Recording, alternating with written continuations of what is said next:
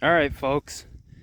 I uh, I had another intro video and some other plans, but well, I scrapped them. So this video here is not like any other video we had because we don't have any other videos up other than, well, I have one short. But anyways, this will be my intro video to our new YouTube channel. Um, it's an absolutely beautiful day out today. It's struggling to get up to above freezing. It's 27 degrees out. It's a little chilly. Father Winter has finally found our way and dropped a little bit of snow on us. It's kind of melting off, but anywho, this YouTube channel will have just about anything on it. We mess with snowmobiles, chainsaws, go-karts, old tractors, old trucks, heavy-duty trucks, carbs, injection pumps, you name it. We mess with a little bit of everything. And a lot of our stuff you can't find videos for out on YouTube, so we decided to go ahead and start something up. Then kind of keeps the day-to-day grind kind of a little bit more interesting, at least for the weekends.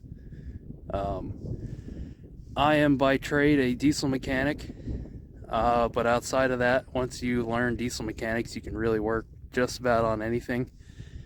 So that said, I'm actually dropping the oil on my old Ford and doing an oil change on that. So I'll head up there. I'll do that. I did mess around with a snowmobile this morning. I do have some videos of that later on.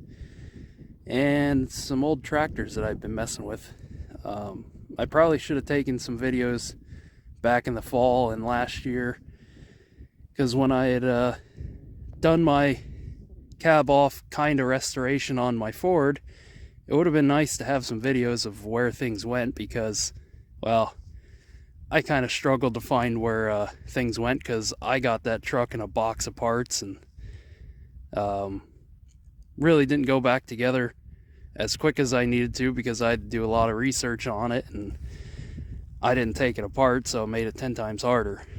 So you'll see that here shortly. I can't really think of anything else. It's just a beautiful day out, though. We're in a portion of the state what would be considered a flyover part. Not really much goes on here. Everyone knows everybody. It's a bit like the town of Mayberry. You see a car go by, you know exactly who it is. It's a nice, quiet area. So sit back, relax, maybe catch a couple beers, and you can kind of watch some of the chaos that happens. That's our life.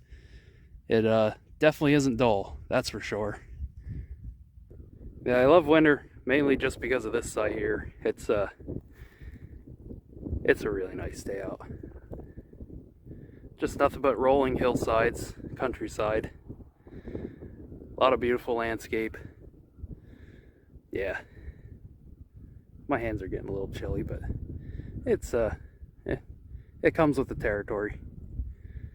It's 27 degrees freedom units. Well, there's a little sneak peek there in the top right. That snowmobile does run, and it moves. So if you do happen to catch this, you'll have to see in what shape I got it in. It was pretty rough. I'm not going to spoil anything, but it was pretty rough. Yeah, today's a real majestic kind of day. It's just really nice out. And we're on top of a hill, so we always get all sorts of wind. It's I don't know, maybe 3-mile-an-hour wind right now. So this is kind of rare that we don't have 20+ mile-an-hour winds. We normally have like 30 to 40 mile-an-hour winds, so it's nice when you can actually feel your fingers through the gloves. But like I was saying, we do a little bit of everything. We're gonna try and fly under the radar, be as incognito as possible, because, well, you got as much stuff as I do just laying around the county. You don't want to let the neighborhood crackheads or the neighborhood meth heads or even your mountain hillbillies know that you got all sorts of cool stuff laying around that's not as beat up as it looks. So we're gonna try and keep as incognito and fly under the radar as possible, just so that it's not like we're not doing anything illegal, but we don't want to give out any secrets of where all our stuff is, and just make it so that nobody's stealing our stuff, because it happens. We're out in the middle of nowhere. People think, well, there's not so many police out in this area, so they'll come out and rob somebody or start sorting through cars, and yeah, then it goes downhill pretty quick. But we do just about everything body work. Work on small engines, big engines. Now, I don't know if it's even in there. You might be able to see it. The moon's kind of rising. It's a nice day. I know I've said it before. I'm kind of redundant, but it's you can't beat a day like today. Standing out at the end of your driveway, talking to yourself, recording yourself, it's a little nuts. I know people already think I'm nuts, so that's alright. As long as you keep it under control and you don't fly off the handle like the people in the loony bins. So I'm gonna go back to changing my oil. I'll do a little bit of an overview on my truck. I'll start off from there. Alright, a little bit of an overview for my truck. My truck I had got, I think it was the fall of 20, or the spring of 21. Might have been the spring of 21. I got this in a box of parts. The only thing that was on it was the chassis, the cab. The bed was kind of on it, but it was only set on it just to put the rest of the parts in it. They originally had started restoring it and then had gotten too far to where they did not want to do the rest of it. So it was a family friend that contacted us and said that they had 2 trucks that they were looking to sell. One needed bodywork to pass inspection. The other one they were starting to do restorations on and then stopped just because they were way in over their head. And he had kind of switched gears. He wanted to do a different type of restoration, or he just didn't want to do it anymore. Either way. So then I had ended up getting a hold of this one. I'd split it with my younger brother for the other one. I had my hands full, to say the least. They had the whole front end tore off of it. The only thing that was on the engine was really just the intake. All the vacuum hoses were tore off in a box. Anything that was connected to the cab was on the cab. The front wiring harness that runs over to the alternator and everything was taken off. So I was way in over my head, but it wasn't anything I hadn't done before. It does have the inline 6, the Ford 300. That one there I had done basically an in-frame on, since it was already out in the open. There wasn't anything around it. I mean, it took me, I think it took me 2 weekends to get the cab off and get everything else that was surrounded around the cab. I don't have a shop to work in, so we ended up just picking it up by hand and setting it on a dolly that I had made, which I ended up breaking a wheel off on the dolly. But the cab was in really nice shape. They had actually contemplated about scrapping this truck, but the cab, I had fixed maybe a dozen holes no bigger than a quarter in the floor. It was as immaculate as possible for an 89 truck. The interior's a little rough. The cab corners were a little rotted, but they weren't terrible, so I fixed them while I was off. I coated the underside of the cab and then before the cab went on, I'd completely cleaned the frame. The frame is a little pitted, but it's not super thin, paper thin in any spot, so I was able to reuse that. And then, oh, what else did I do? Pretty much anything you see. I'd run new starter wires down to the starter. All new suspension parts except for the leafs. The leafs I did reuse off of the chassis. It is an F-250 chassis that was put under it. It's got the technically light duty Dana 44. So the Dana 44 HD, not the I guess it wouldn't be light duty. The light duty Dana 44s were in the F-150s, but it's got that in it. I put all new bushings in that. I refreshed the oil. I do have to check it out and see how it looks now, because it's been about 2 years since I had put fresh oil in it, and it looked like it had been run through the mud quite a bit, because it was pretty milky in the front and the rear diff. So I'm assuming it had run through a lot of water in the past. So yeah, I'd done all new U-joints for the front end, all new U-joints for the transfer case drive shaft, the rear drive shaft.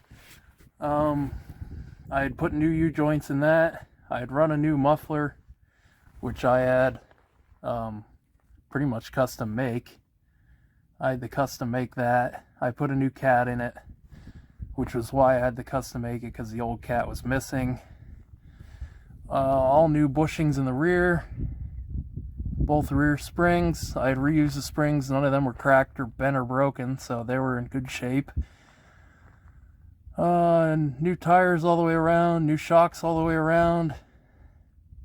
I had to put new rear park brake cables in, because they were rotted and gone. I do have to put a new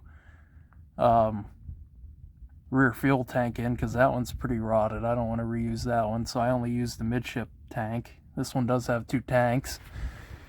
But yeah, the frame's all nice and pretty now. And actually I had done some testing of my own, if I can remember what it was now. The rear, I remember I primed, well, I rust reformed, I primed, and then painted with an enamel paint. The midsection, I'm pretty sure I had rust reformed and then painted with a enamel paint. And then the front section, I had tried their rattle can rust reformer. And so far, everything is without rust except for the front section that I had the rattle can on, which I kind of had a feeling, because I didn't really like the rattle can. I like the brush on stuff.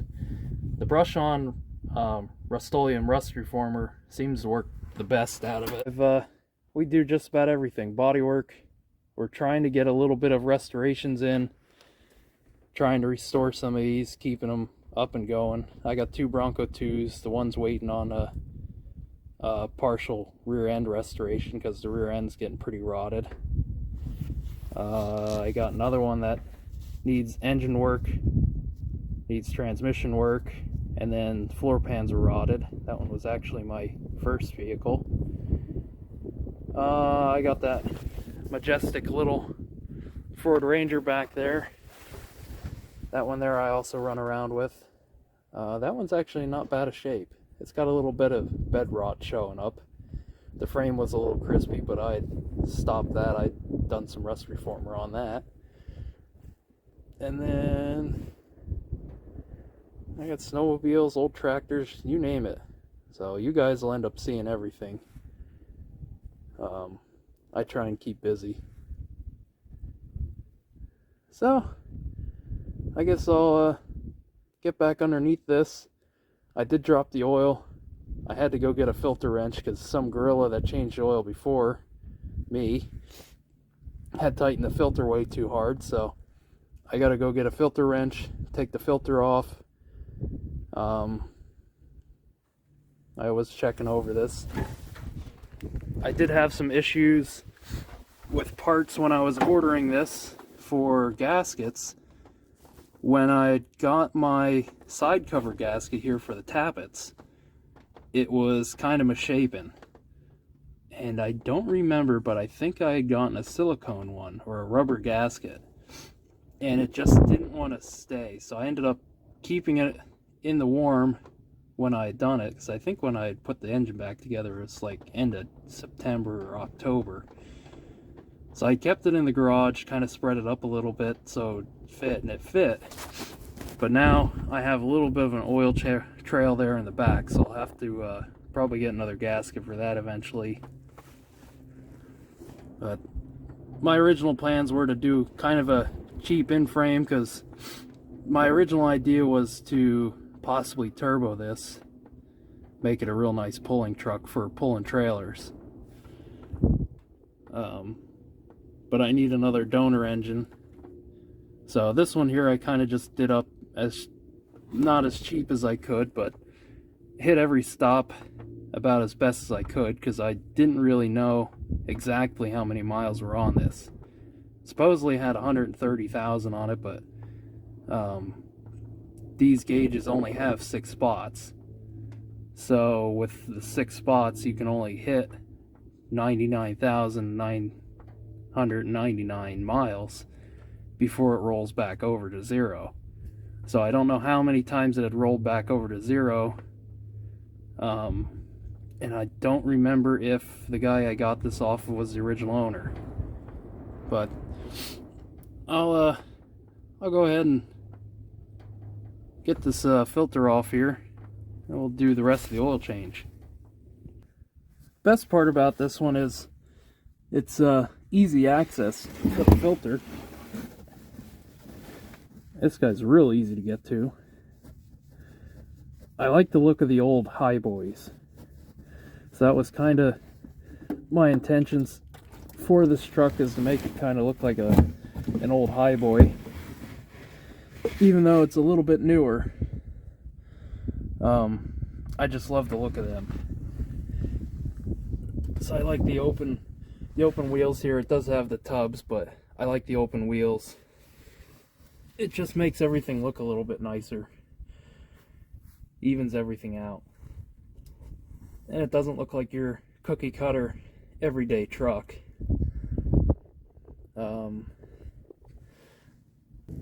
Anytime you're doing an oil change, make sure the little rubber grommet that's on the bottom of the filter is never there, left behind.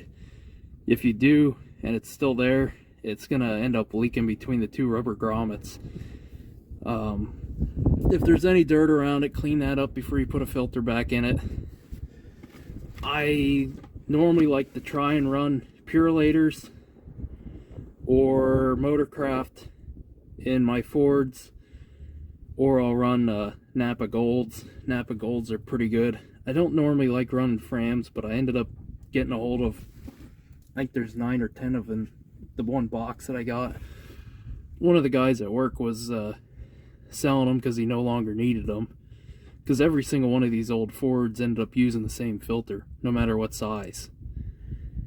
Also, on the same filter aspect, I did learn that on these old Fords, they did end up using the same steering gear for everything.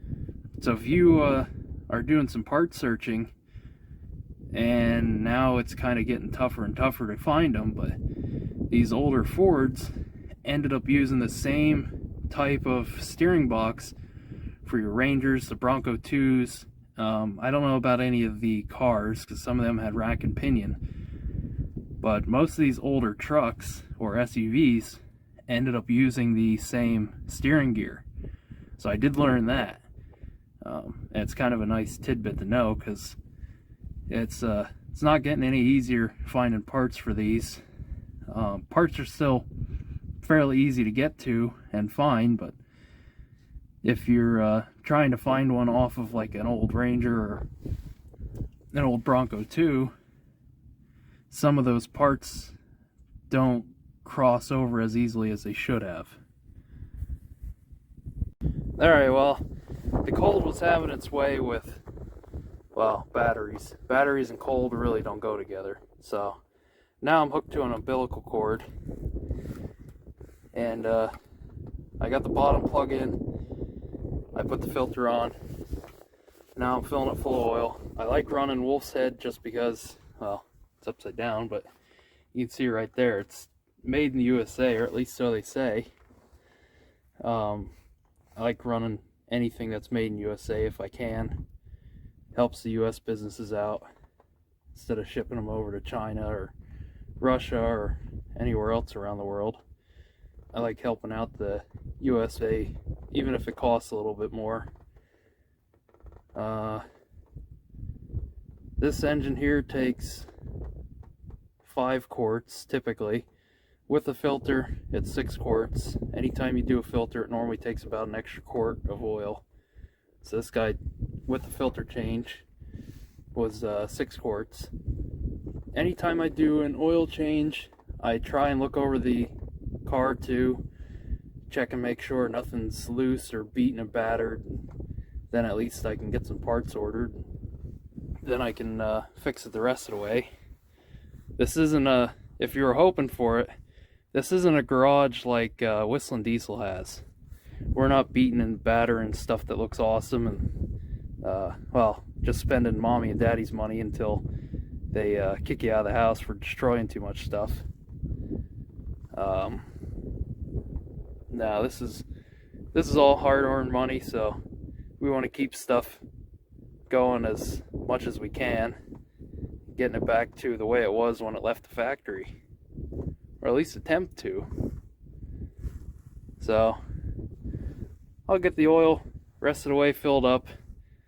Don't really know anything else that I could touch on.